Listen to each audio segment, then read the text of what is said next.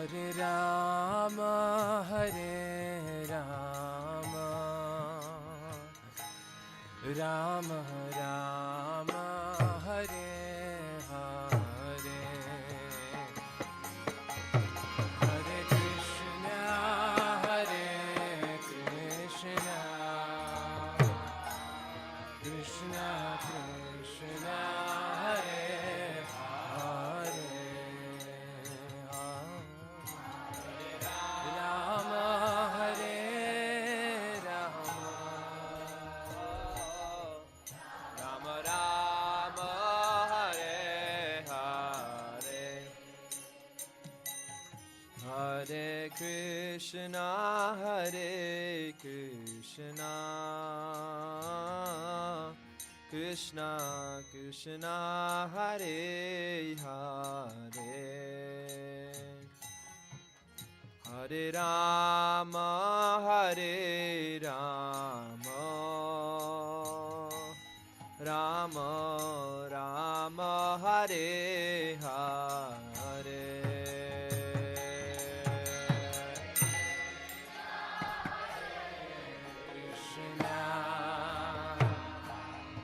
Krishna Krishna, Hare Hare, Hare Rama, Hare Rama,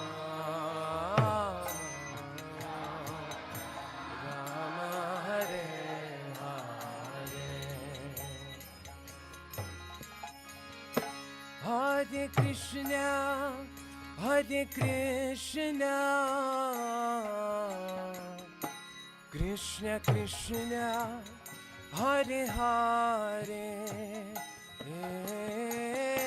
Hare Rama, Hare Rama,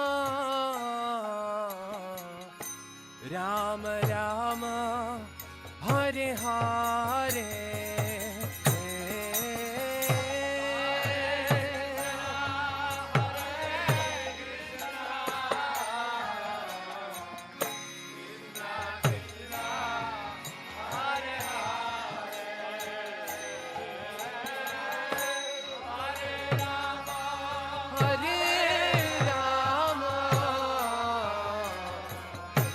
Rama Rama, Hare Hare, Hare Krishna, Hare Krishna, Krishna Krishna, Hare Hare, Hare Rama, Hare Rama, Rama Rama, Hare Hare,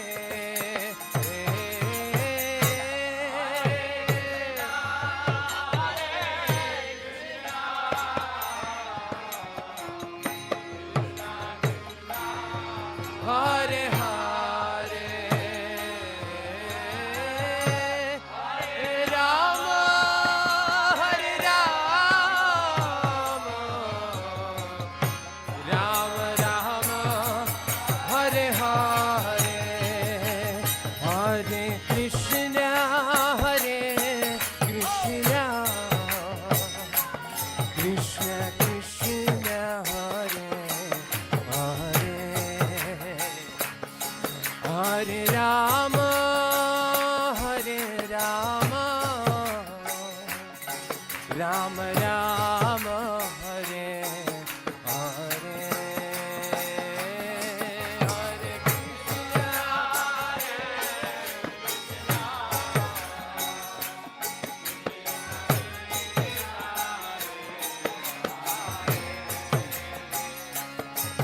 Hare Rama, Hare Rama,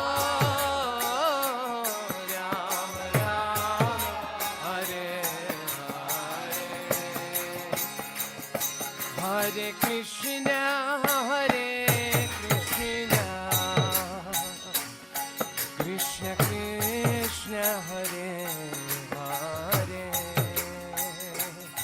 Hare Rama, Hare Rama, Rama Rama,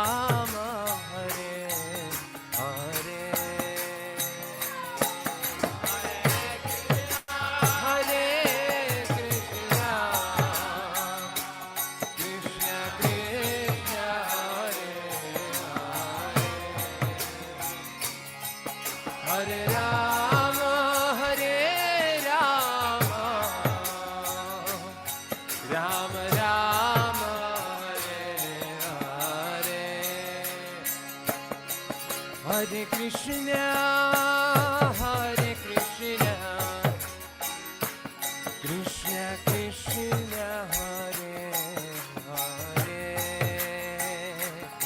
Hare Rama, Hare Rama, Rama Rama, Hare Hare, Hare Krishna, Hare Krishna,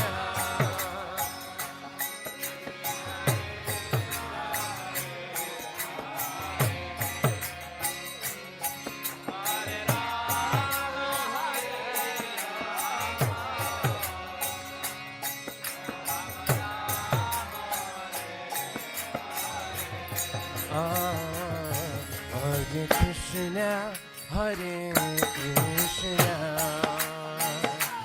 Krishna Krishna, Hare Hare, Hare Rama, Hare Rama, Rama Rama, Hare Hare, Hare Krishna, Hare Krishna,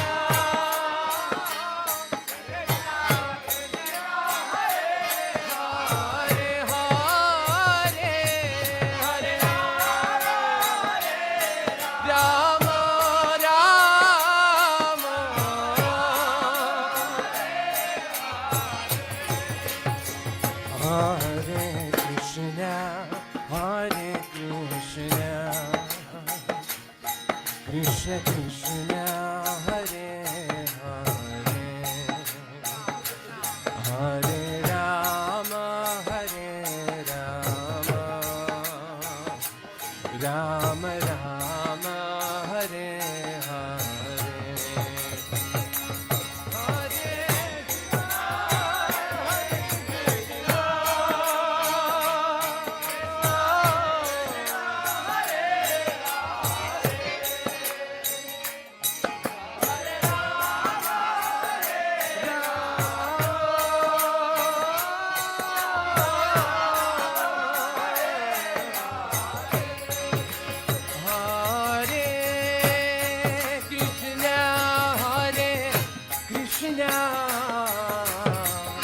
Krishna Krishna, Hare Hare, Hare Rama, Hare Rama, Rama Rama, Hare Hare,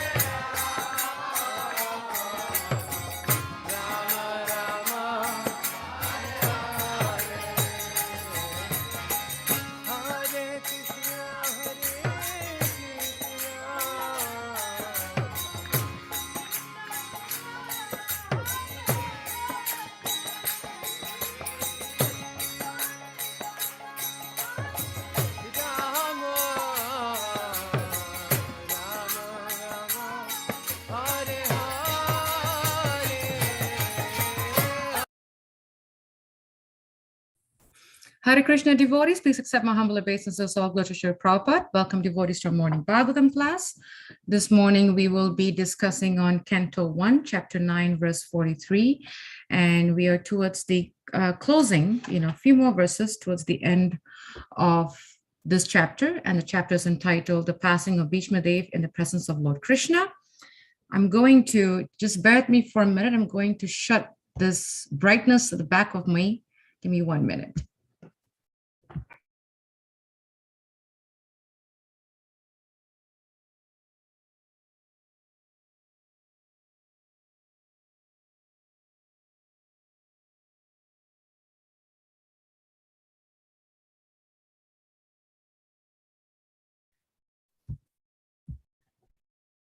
Okay, much better. We will start with the opening prayers and we will go into the discussion. Jayo Radha Madhava Kunja Bihari, Jayo Radha Madhava, Kunja Bihari, Jaya Gopi Jana Vallabha, Girivaradhari, Jaya Gopi Jana Vallabha, Girivaradhari, Yashoda Nandana Prajajana Ranjana, Yashoda Nandana Prajajana Ranjana, Yamuna Tira Vanachari, Yamuna Tira Vanachari, Jaya Radha Madhava Kunja Bihari, Jaya Radha Madhava Kunja Bihari, Hare Krishna, Krishna Krishna, Hare Hare, Hare Rama, Hare Rama, Rama Rama, Hare Hare. Jaya Prabhupada, Jaya Prabhupada, Jaya Prabhupada, Srila Prabhupada, Jaya Guru Deva, Jaya Guru Deva, Jaya Guru Deva, Jaya Guru Deva, Nitai Gaura Haribo, Haribo, Haribo, Nitai Gaura Haribo, Nitai Gaura Haribo, Haribo, Haribo, Nitai Gaura Haribo. Jayum Vishnupad Paramhamsa Parigvacharya Stota to Shri Srimad His Divine Grace, A.C. Bhaktivedanta Swami Srila Prabhupada Ki Jai. Jayum Vishnupad Paramhamsa Parigvacharya Stota to Shri Srimad Bhaktisiddhanta Saraswati Goswami Maharaj Prabhupada Ki Jai. Anantakoti Vaishnav Vrinda Ki Jai. ISKCON founder Acharya Srila Prabhupada Ki Jai. Namacharya Srila Haridas Thakur Ki Jai. प्रेम से कहो श्री कृष्ण चैतन्य प्रभु नित्यानंद श्री अद्वैत गदाधर शिव शादि गौर भक्त वृंद की जय श्री श्री राधा कृष्ण गोपी गोपीनाथ श्याम कुंद राधा कुंद गिरि गोवर्धन की जय श्री वृंदावन धाम की जय श्री मायापुर धाम की जय जगन्नाथपुरी धाम की जय गंगा माई की जय यमुना माई की जय तुलसी देवी की जय भक्ति देवी की जय श्री हरि नाम संकीर्तन की जय Samavita Bhakta Vrinda ki jai, Nitai Gaura Premanande, Hari Hari Bol. All glories to the assembled devotees, Hare Krishna. All glories to the assembled devotees, Hare Krishna. All glories to the assembled devotees, Hare Krishna. All glories to Shri Shri Guru and Shri Gauranga. Namo Vishnupataya Krishna Pastaya Bhutale Srimati Bhakti Tirtha Swamiti Namane. Namaste Krishna Padaya Prabhupada Shitatmane Shri Gaura Karuna Shakti Bhakti Tirtha Namane. Namo Vishnupataya Krishna Pastaya Bhutale Srimati Bhakti Vedanta Swamiti Namane. Namaste Saraswati Devi Gaura Vani Pracharane Nirvishesha Shunyavadi Paschatya Deshatarane. Om Namo Bhagavate Vasudevaya. Om Namo Bhagavate Vasudevaya. Om Namo Bhagavate Vasudevaya. Narayam Namaskritya Naram Chaivam Narottamam Devam Saraswati Vyasam Tato Jayamudirayit Nashta Prayishta Bhadreshu Nityam Bhagavata Sevaya Bhagavati Tamasloke Bhaktir Bhavati Naishtaki. So as we mentioned, today we will be learning, discussing and speaking on Canto 1, Chapter 9, verse 43. I will chant the verse 3 times, and I do humbly request devotees to please chant when I'm done.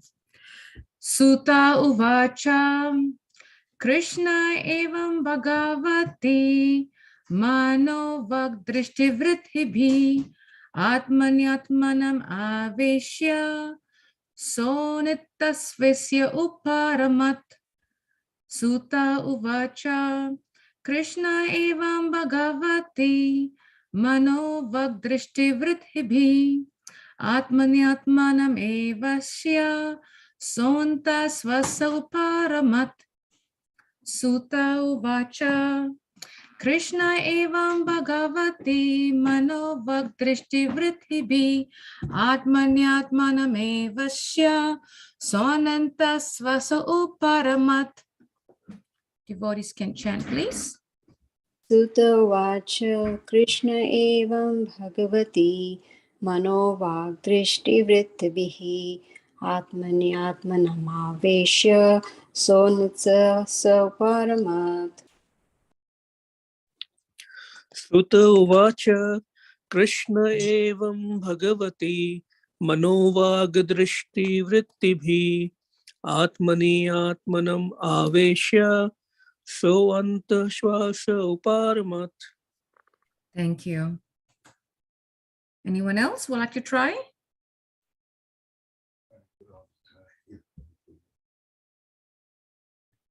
At least one more person. Okay.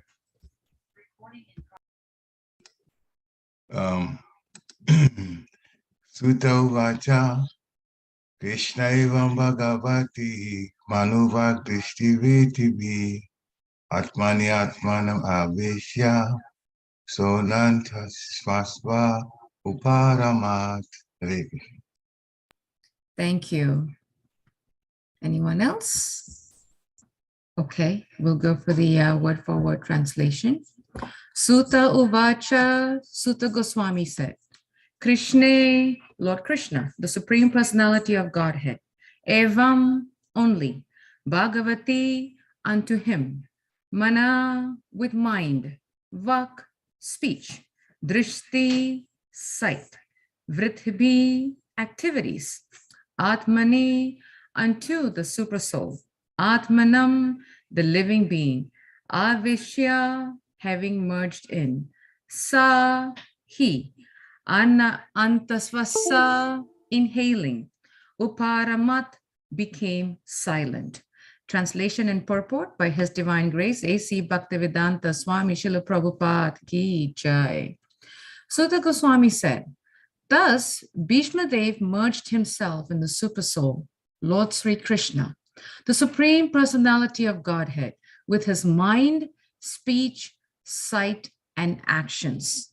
And thus he became silent and his breathing stopped. Purport.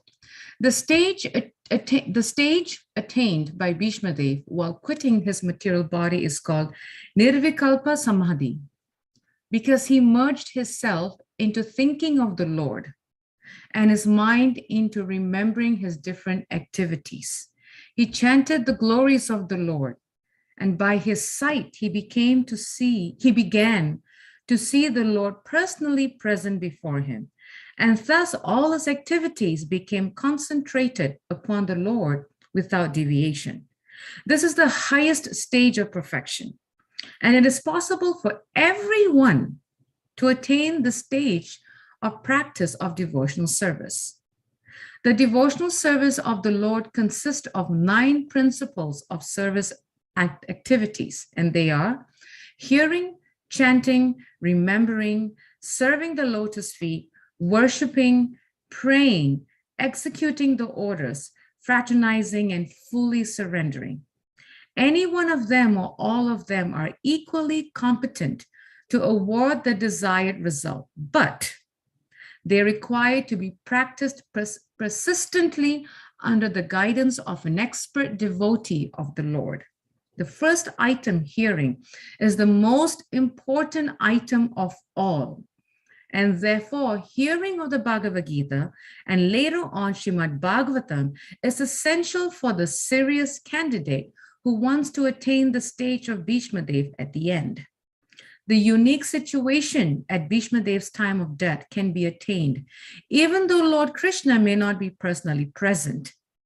His words of the Bhagavad Gita or those of the Srimad Bhagavatam are identical with the Lord. They are sound incarnations of the Lord, and one can fully utilize them to be entitled to attain the stage of Sri Bhishmadev, who was one of the 8 Vasus. Every man or animal must die at a certain stage of life, but one who dies like Bhishmadev attains perfection, and one who dies forced by the laws of nature dies like an animal. That is the difference between a man and an animal. The human form of life is especially meant for dying like Bhishmadev. Om Aganyatimiraندhyasya Gyanagena Shalakaya Chakshur Unmilitam Yena Tasmai Sri Gurave Namaha.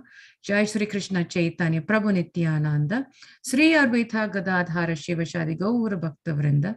Hare Krishna, Krishna Krishna, Hare Hare. Hare Rama, Rama Rama, Hare Hare. The translation: Sutta Goswami said, thus Bhishmadev merged himself in the Supersoul, Lord Sri Krishna, the Supreme Personality of Godhead, with his mind, speech, sight, and actions, and thus he became silent and his breathing stopped. I was very fortunate. I was preparing for this class. I felt so blessed and fortunate to really learn, and for my benefit, for my learning, that this verse happened to be my verse today to speak about the quitting of when Bhishmadev quit his material body. And what is so beautifully explained here by Srila Prabhupada, and very, very key points. The first key point that stood out for me is deviation.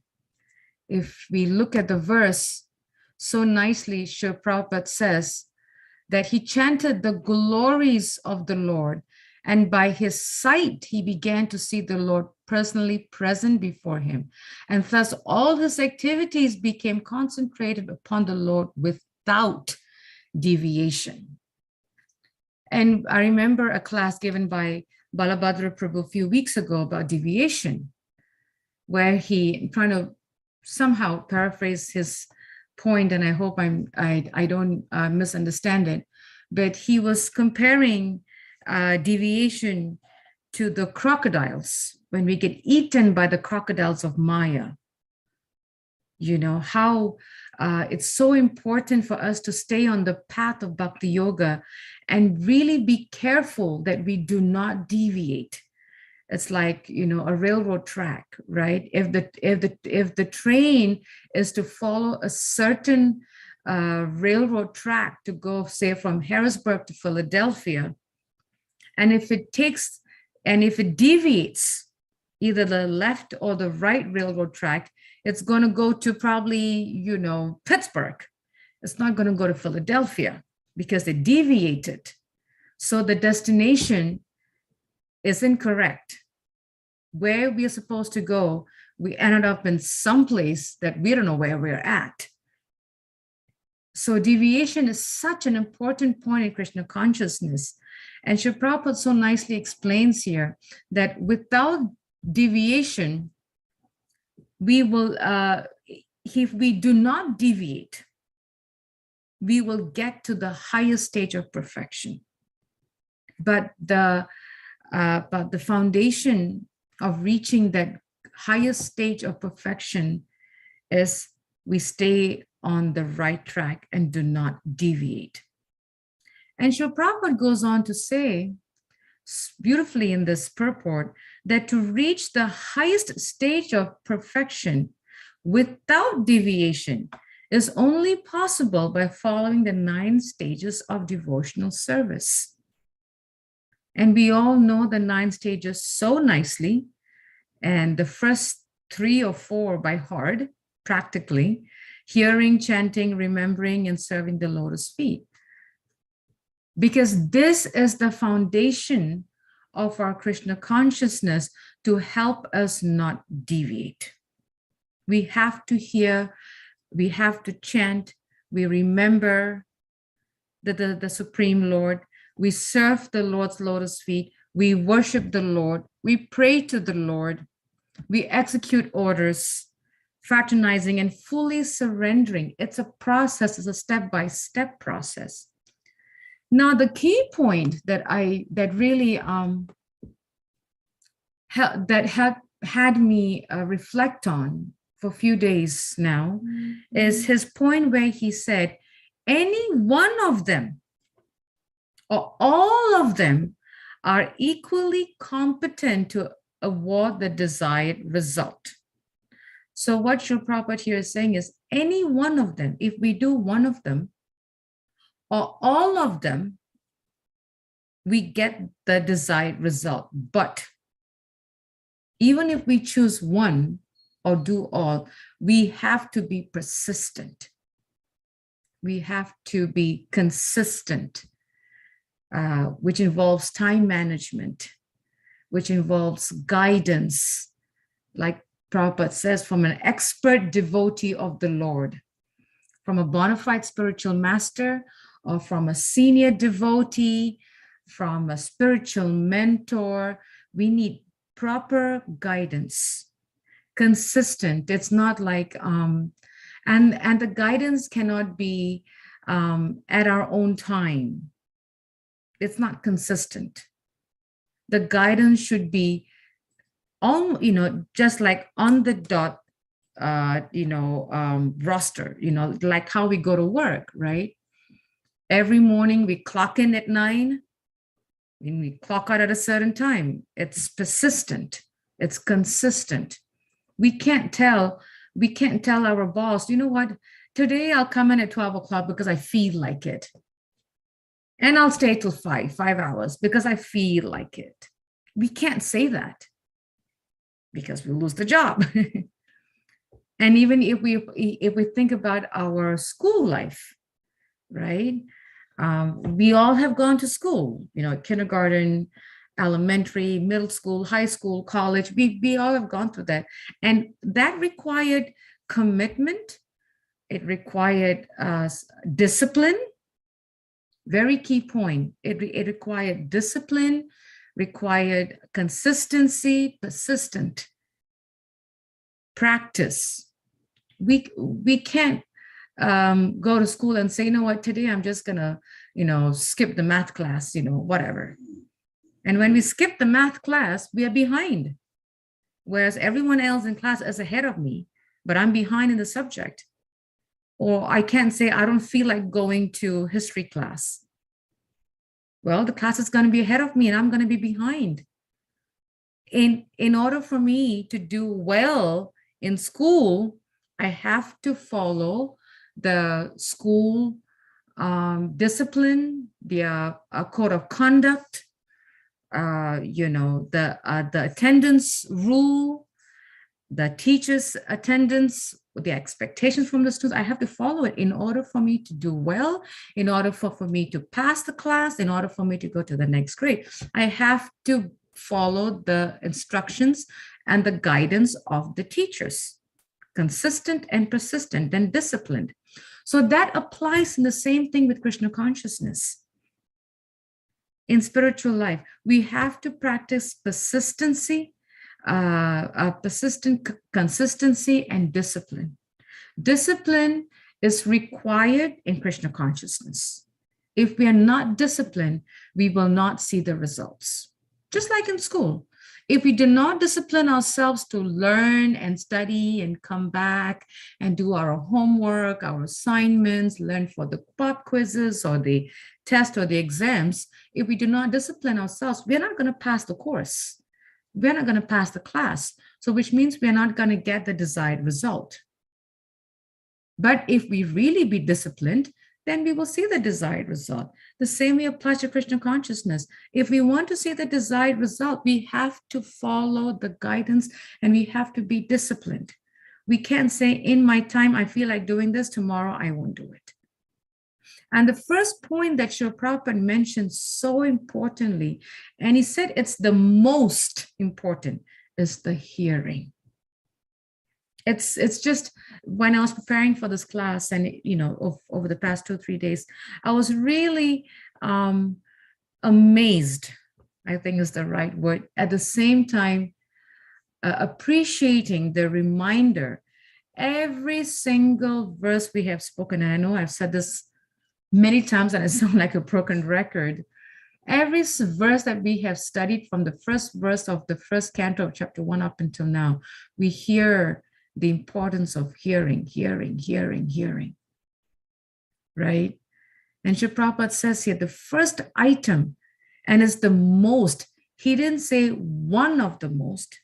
He did not say one of it. He said the most important item of all is hearing. And why is that so? The reason being is we have 2 ears and we have 1 mouth. But the one that runs and most active is the mouth. It's not the ears. Even though we have 2. And it's so hard to zip the mouth. We don't have a zipper on the mouth, unfortunately. And we can't even, we don't have a like a latch or a closure to close the ears. But we have 2 of this, of the ear and 1 mouth, but the mouth is the one that runs the most. I was listening to one lecture a few years ago, I hear it off and on.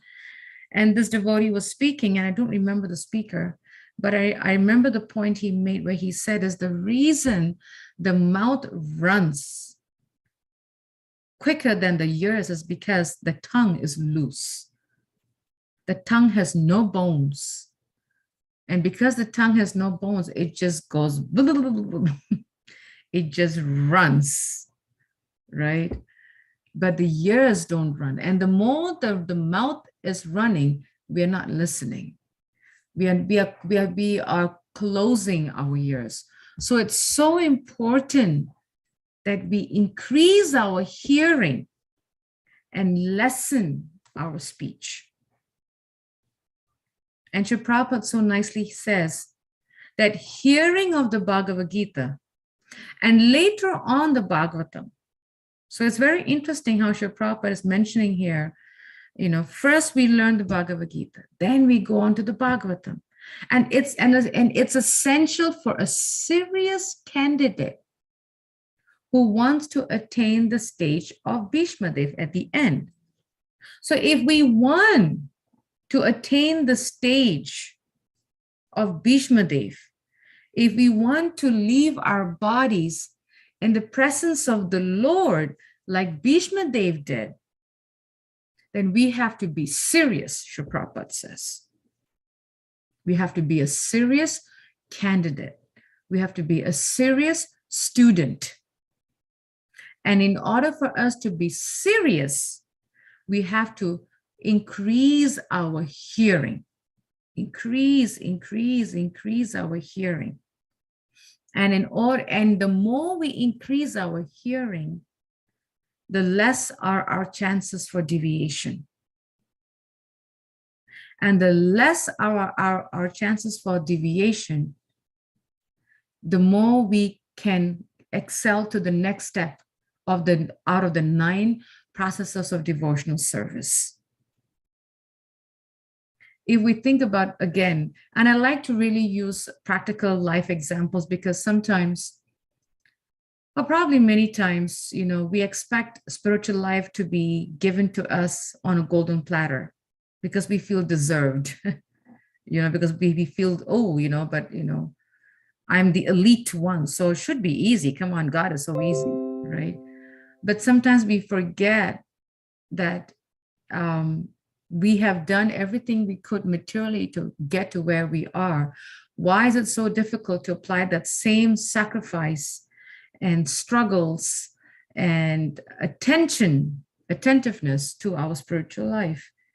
Because we put so much effort in our material life, going to school, getting a good, passing the classes, going to college, graduating, getting a good job, and all that is great, but it's temporary.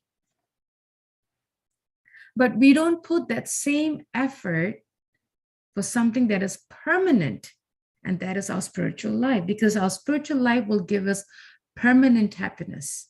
The material life gives us temporary happiness. Because if we look at our material lives, one day it's good, one day it's bad. Like I had a stressful day yesterday, It's material life. It's my job. 4 of my managers were cornering from all kinds of corners with my work, and it was so much stress. Material life, it's temporary happiness. And when we go through that, when we go through such anxiety in material life, that's when we look for the devotees. And we're like, oh, Krishna, devotee association is so sweet. You forget all your problems. Permanent happiness. And they remind you to chant. They remind us to hear. They remind us to do this. They remind us to do that. Everything Krishna conscious to give us permanent happiness. But that is only by hearing. And the more we hear, the more we develop the taste to want to hear more. And again, so let's use our material life as an example, right? If we listen attentively, if we listen attentively to our class teachers, our professors in class, we take very good notes, right? And we really pay attention in class. And we like, oh, okay, now I'm understanding the subject. And the more we hear attentively in class and we take notes in class, the more we do better in class. And the more we want to hear more to get a better understanding of the subject. And the more it increases our our memory power, right? The more we hear something over and over and over again, the more it increases our memory power, our remembrance. The same thing applies to spiritual life. The more we hear, the more we develop the taste to hear. And the more we develop the taste to hear, the more it increases our remembering of the Supreme Personality of Godhead. And the more it increases that, then we get the taste for chanting. It's very interesting how Srila Prabhupada, Srila Rupa Goswami listed the 9 processes of devotional service, and he didn't say chanting first, he said hearing first. Because it is not easy to get the taste for chanting if we do not hear the glories of the holy name. We have to hear and appreciate and want to be, get the desire and the interest to want to chant. And when our desire for hearing increases, then the desire for chanting increases. Then chanting will not become work. It will not become mechanical. Yes, in the initial stages of Krishna consciousness, in the initial stages of spiritual life, chanting will appear to be mechanical. Chanting will be like, oh, okay, I got to chant my rounds because I made a vow to my spiritual master that I got to do 16 rounds. Let me go find that beads and chant my rounds, right? And we all have gone through that. I have personally gone through that stage. But when chanting becomes like that, then we hear more. And the more we increase our hearing, then the more the taste for chanting becomes like, I want to chant my rounds. Oh my God, at 6 o'clock in the morning, I must put some rounds in. If not, my whole day will be gone. I have to chant my rounds because this is my lifeline. But it takes some time. It doesn't happen overnight. It's a process, right? Again, going back to our material life, we did not finish 12 years of school in 1 year.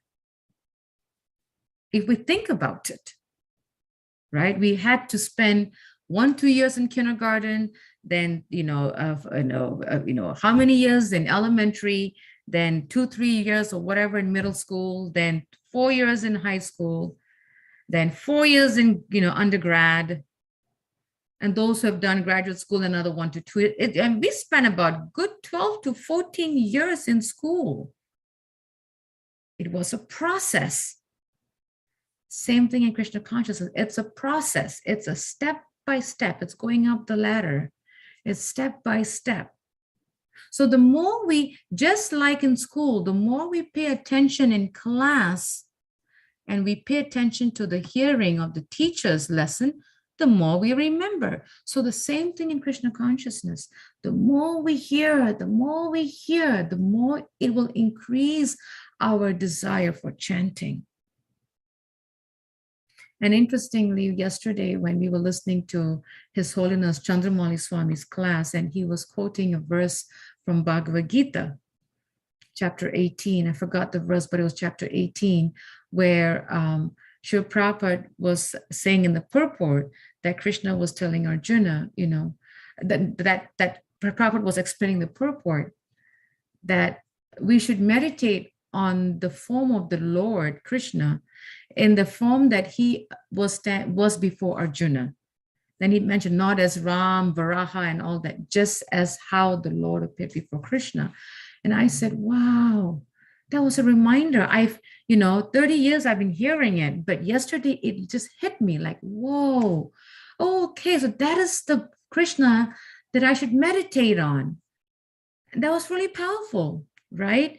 But I've been hearing it all these years, but it was just yesterday that it hit me. So the more we hear the same verse over and over and over again, the more it increases our reflection and our realization and our learning, especially the learning. We learn so much by hearing one thing over and over and over again. And Srila Prabhupada so nicely says the Bhagavad Gita and the Srimad Bhagavatam are none different from the Lord. When we read and study, and it's very important, I humbly request the devotees, when we are studying Bhagavad Gita, that we do it with others, not on our own.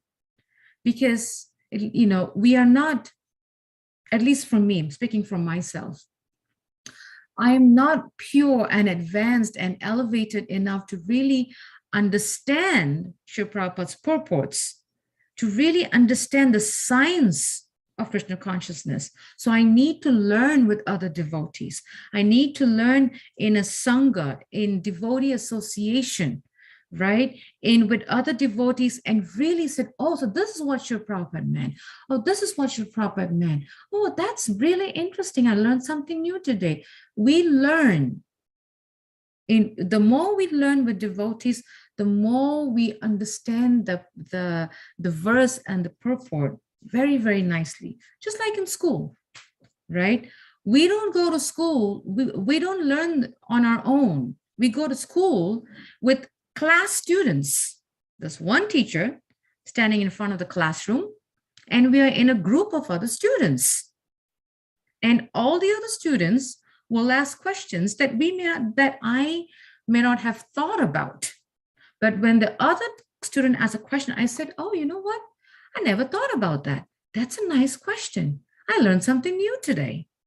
That is the essence of learning Bhagavad Gita and Bhagavatam in devotee association, because it's much more powerful than learning on our own. And also because I am not so elevated and advanced and senior to know the science, that I may draw wrong conclusions from the verses because I really don't understand. And drawing a wrong conclusion from holy books is very detrimental to one's Krishna consciousness, because we can conclude incorrectly, very wrongly, and it makes us lose the understanding of the pure essence of Krishna consciousness. So it's very, very important that when we read and learn Bhagavad Gita and Bhagavatam, we do it with devotees, not on our own. It really, really saves our, we save our devotional creeper if we do it with devotees. And here Srila Prabhupada is saying that Bhagavad Gita and Bhagavatam are none different from the Lord, because when we learn and study Bhagavad Gita, we are having direct association with the Supreme Personality of Godhead. Wow, how fortunate we are.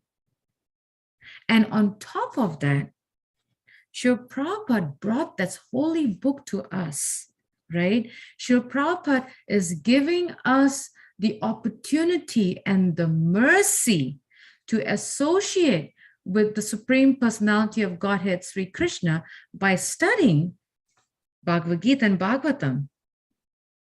We're just getting goosebumps just thinking about that. Srila Prabhupada is so kind, so kind. He came all the way from Calcutta, from India, and shared the Bhagavad Gita and Bhagavatam and said, let every soul associate with the Supreme Personality of Godhead by learning and studying from the holy books. And we are so fortunate that we get to associate with the Supreme Personality of Godhead from Bhagavad Gita and Bhagavatam. And when we chant the holy name, we are associating with the Lord. Because chanting of the holy name is none different from Sri Krishna himself. Performing devotional service is none different from Sri Krishna himself. And His Holiness Chandramali Swami mentioned in his class yesterday that it's very, very important that we do practical devotional service. Bhakti yoga. Because Krishna says, if you want to know me, you have to perform devotional service. You cannot know me by meditation. You cannot know me by knowledge. You cannot know me by being a philanthropist and a philosopher and a yogi and a meditator. No, you can know me by performing devotional service. And those philosophers and yogis and philanthropists, they know Krishna to some extent, but they will not know Krishna, the real pure essence of the Supreme Lord that we know in Goloka Vrindavan. The love, the bliss, the sweetness, the rasas, And Krishna says, if you want to know me, perform devotional service, practical devotional service. And I want to end with this wonderful point from Srila Prabhupada's, purport, where he so nicely says that the human form of life is especially meant for dying like Bhishma Dev. And he said that if we want to attain perfection and leaving our bodies, quitting our bodies, just as Bhishma Dev, then we just follow the process. And the human form of life is meant, Prabhupada says, is especially meant for dying like Bhishma Dev. And when I was reading this, it reminded me of my spiritual master. Yesterday was his 72nd appearance day. If he was on his planet, he would be 72 years old in the physical body. And I remember when he was going through his health challenges, he had cancer, melanoma cancer. And when he was going through his health challenges, and he went through so many treatments, allopathic treatment, naturopathy treatment, and Ayurvedic treatment, all kinds of treatment until it didn't get him swear, and until his foot got amputated. And he just said, Krishna just wants me to check out. And I remember he chose to leave his body in Gitanagari. And many, many, many of his god brothers, including Jayapataka Swami, asked him to come and leave his body in Mayapur. In fact, Jayapataka Swami was going to make special flight arrangements to quote unquote transport my spiritual master from America to Mayapur, where he will not feel any pain in his body, and just come and leave his body in Mayapur. Many god brothers and sannyasis asked my spiritual master, Maharaj, come leave your body in Mayapur. He says, no, I want to leave my body in Gitanagari because this is my battlefield. I gave a lot of my service here, and I want to leave my body just like grandfather Bhishma did. And that's exactly what he did.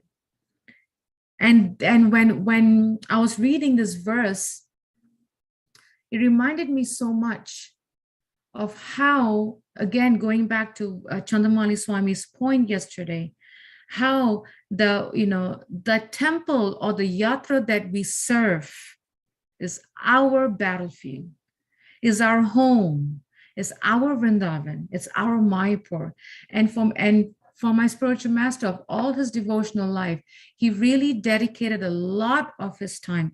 And he was the GBC in Mayapur, in Africa, and so on and so forth, but he spent a lot of time in Gitanagari. And especially because he said that right before Prabhupada left the planet, there were two places he wanted to visit the last time, but he couldn't make it, was London and Gitanagari. But his health was so weak, Prabhupada's body was so weak that he couldn't come. He couldn't leave Vrindavan. And because of that, my spiritual master took Gitanagari, took his service as this is my battlefield. And I want to leave my body in this battlefield, just as Grandfather Bhishma. And if we remember Grandfather Bhishma, he left his body on the battlefield of Kurukshetra, one end of it.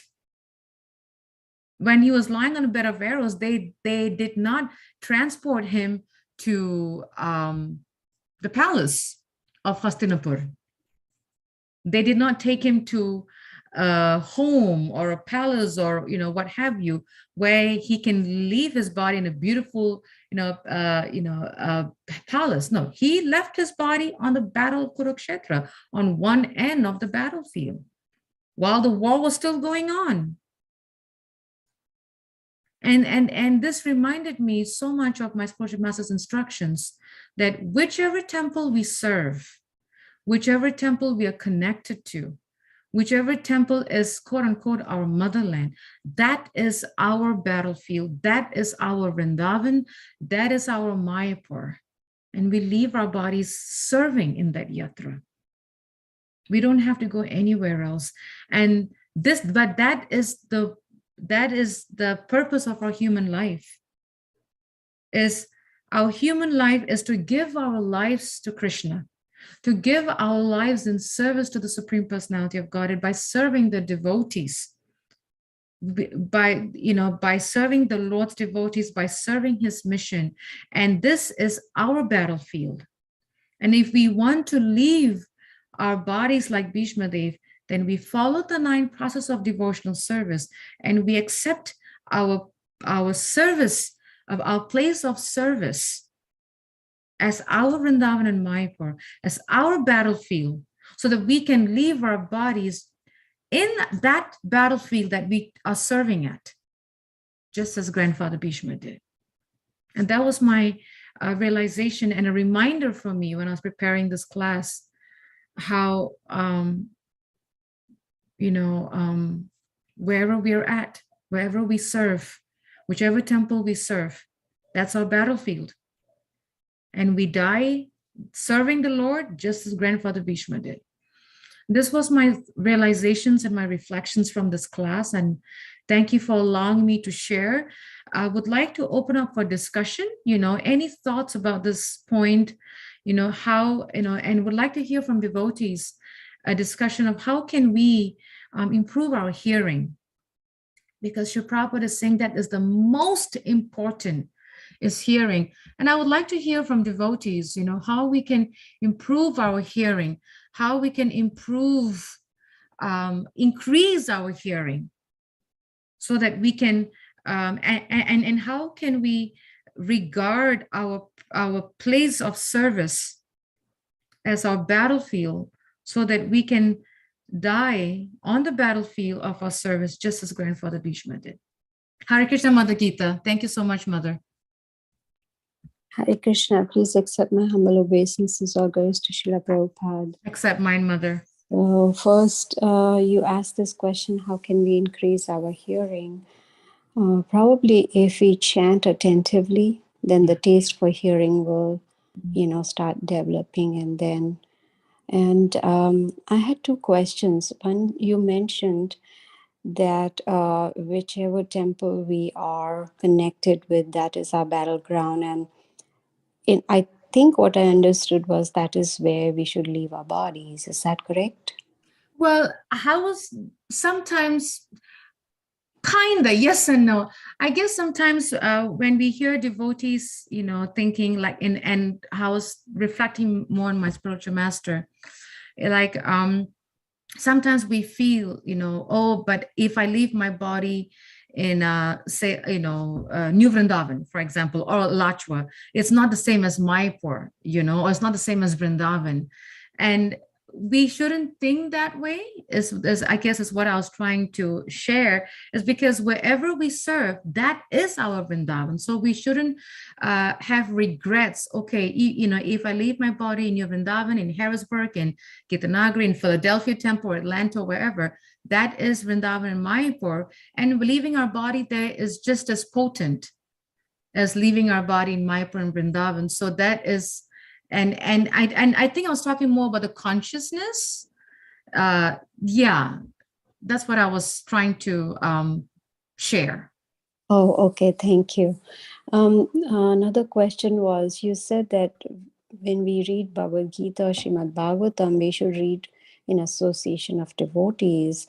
So does that mean that since I'm reading Srimad Bhagavatam 1 chapter a day, that is, without the association of devotees, I'm just reading by myself. Is that okay? Mother, you are so much more senior to me. So much more senior to me, that I know that when you read it, you will have amazing reflections. But I was actually referring to newer devotees, those of us who sometimes feel that we can just draw our own conclusion and go to the next verse. And sometimes when we have doubts or questions, we hesitate to ask. And I think that is the concern that that I've noticed, in some that some devotees struggle, is like they read, and then when they have a question, they hesitate to ask, they hesitate to make a note, they hesitate to even discuss, and they try to find the answers based on their quote unquote intellectual research. That I think sometimes that can be dangerous for new devotees. But Mother, you are so much more senior to me that I know that your realizations is skyrocketing from mine. So if you can answer that, that would be helpful, Mother. My answer is yes, I'm senior to you. I'm much, much older than you. Thank you. Thank you, Mother. Any other comments from devotees? Any other questions? I know for me is whenever I read the Bhagavad Gita, and I always have questions. And sometimes personally for me, I feel that I wish when I start reading it, I said, geez, I wish there was someone else with me, a group of devotees that can read this with me, because it's so it's so scientific, yet it's so deep. It's so deep that there are so many realizations from Prabhupada's purport. Just from one purport, it's like, I don't know how many realizations that sometimes I feel personally that if it was a group discussion, I'll probably benefit more personally for me, because I'm definitely not knowledgeable, I think is the right word, and know so much.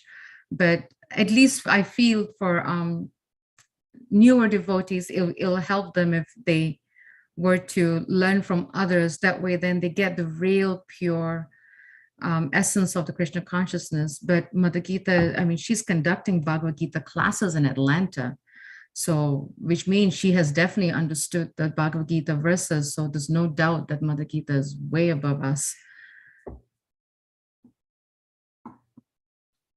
Any other comments from devotees? Any other questions? From Bear Krishna has a point here. Krishna. Oh, go ahead.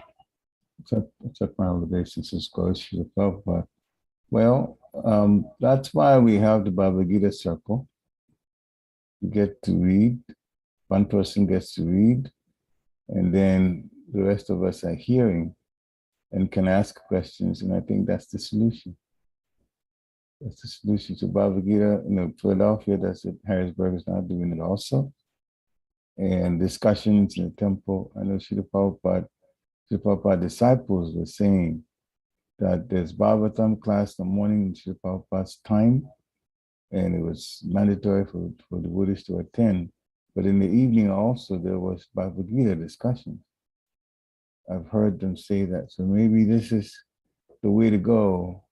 And so if you're having difficulty understanding something, you can bring it to the Bhagavad Gita discussion and ask that question there. That's the practical situation with us now. So I just wanted to bring that in. Hare Krishna. Thank you so much. Yes, and I love the Bhagavad Gita circle when I hear from Mother Gita and Balabhadra Prabhu and my husband, because we get to ask so many questions, and so nice. And there's a nice point here from Dear Krishna Prabhu, and I want to read it. And he says, if I can get my cursor to go up a little bit, one way, Hare Krishna, one way to improve our listening is ensure the source and speaker is in line. Oh, yes, it's in line with scriptures and has no personal agenda. Yes, very, very, very. Actually, I meant to mention that, and I'm so glad you brought it up, Dear Krishna. It's so important that we hear from the right source. It's so important that we hear from the right chain of command, the right alignment, the right kind. Because there are so many speakers out there. There's so many, a source of what have you out there, that it's so important that we make sure that we are listening from the right source, and even to make sure that the speaker is also following in the right line.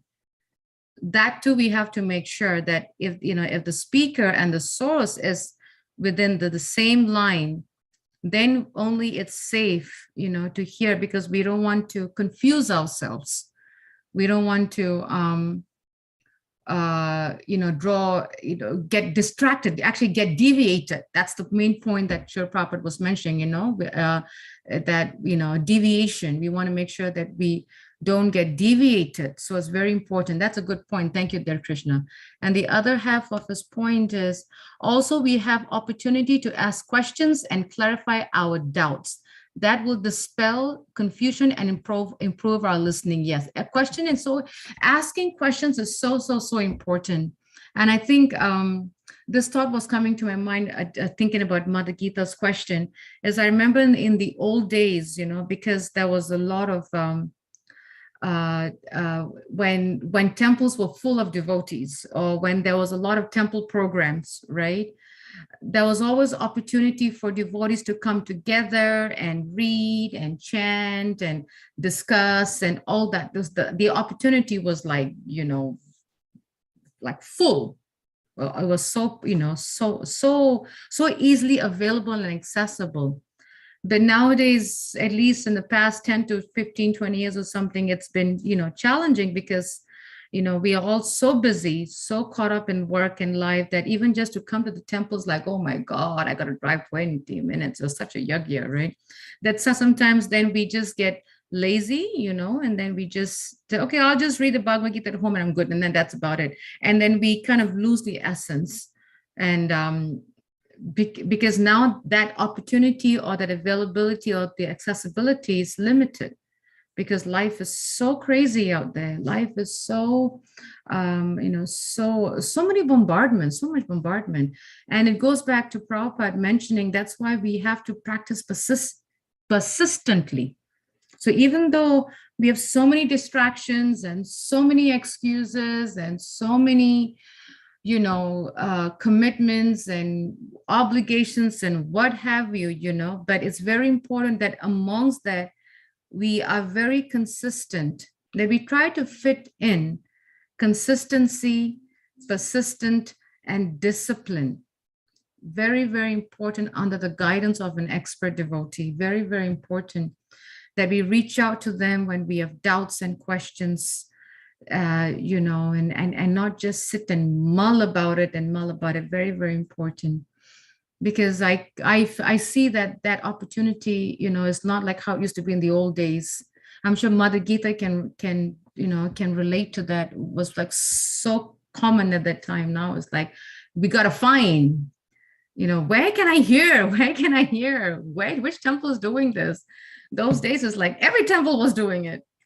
Now we got to look for the opportunity. So yeah, that's that. I guess that was what I was trying to add on to, and did not put my point across or share my point across. Any other points? Any other questions? Any other reflection? Would love to hear from devotees.